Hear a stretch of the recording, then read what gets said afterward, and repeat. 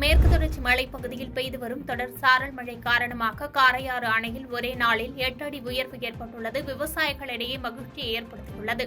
கடந்த சில நாட்களாக மேற்கு தொடர்ச்சி மலைப்பகுதியில் பெய்து வரும் தொடர் மழை காரணமாக 143 கன அடி கொள்ளளவு கொண்ட காரையாறு அணையின் நீர்மட்டம் வெகுவாக உயர்ந்து வருகிறது.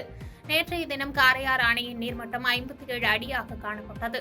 மேற்கு மலைப்பகுதியில் பெய்து வரும் தொடர் சாரல் மழையின் காரணமாக தற்போது அணையின் நீர்மட்டம் ஒரே நாளில் 8 அடி வெகுவாக அதிகரித்து 65 கன அடியாக உயர்ந்துள்ளது.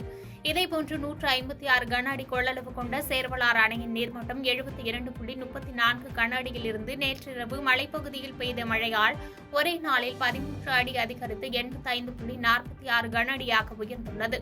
இந்த நிலையில் இரண்டு அணைகளுக்கும் வருகின்ற நீர்வரத்து அதிகரித்து அணையின் நீர்மட்டம் உயர்ந்து வருவதால் தென் மாவட்டங்களில் விவசாய நிலங்களுக்கும் பொதுமக்களின் குடிநீர் தேவைக்கும் வழிவகுக்கும் என பொதுமக்கள் மற்றும் விவசாயிகள் மகிழ்ச்சி அடைந்துள்ளனர்.